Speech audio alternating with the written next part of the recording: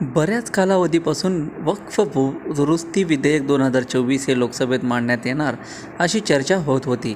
शेवटी काल वक्फ दुरुस्ती विधेयक 2024 लोकसभेत मांडण्यात आले व त्यावरून संपूर्ण दिवसभर सत्ताधारी आणि विरोधकांमध्ये बरेच आरोप प्रत्यारोप करण्यात आले.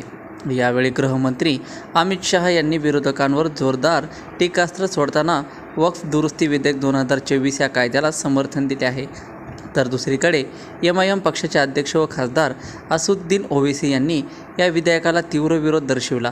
विरोधाच्या स्वरूपात त्यांनी सभागृहातच विधेयकाची प्रत फाडली आणि तडकाफडकी सभागृहातून बाहेर पडले.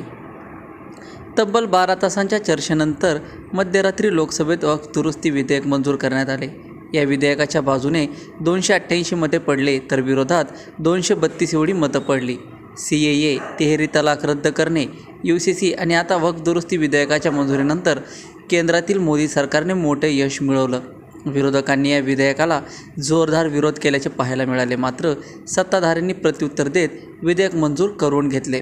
यावेळी संसदीय कामकाज मंत्री आणि अल्पसंख्याक मंत्री किरेन रिजिजू यांनी जोरदारपणे सरकारची बाजू मांडली. समाजवादी पार्टीचे प्रमुख व खासदार अखिलेश यादव यांनी मोदी सरकारवर जोरदार प्रहार करताना सांगितले की नुकत्याच झालेल्या महाकुंभ मेळ्यातील मृतांची संख्या लपवण्यासाठी हे वक्फ विधेयक आणले आहे, असा आरोप त्यांनी केला आहे. लोकसभेमध्ये वक्फ दुरुस्ती विधेयक मंजूर झाले असले तरी मात्र आता राज्यसभेत काय होणार याकडे सर्वांचेच लक्ष लागून राहिले आहे. कारण आज दुपारी 1 वाजता राज्यसभेत वक्फ दुरुस्ती विधेयक मांडण्यात येणार आहे. त्यामुळे नरेंद्र मोदी यांची खरी कसोटी या ठिकाणी लागणार आहे. विधेयक मंजुरीसाठी 119 मतांची आवश्यकता असणार आहे.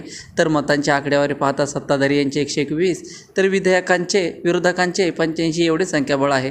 तुम्हाला या वक्फ दुरुस्ती विधेयकाबद्दल काय वाटते आम्हाला कमेंट बॉक्समध्ये नक्की कळवा आणि आमच्या पेजला फॉलो करा आणि तसेच आमच्या YouTube चॅनलला सबस्क्राईब करायला विसरू नका. धन्यवाद.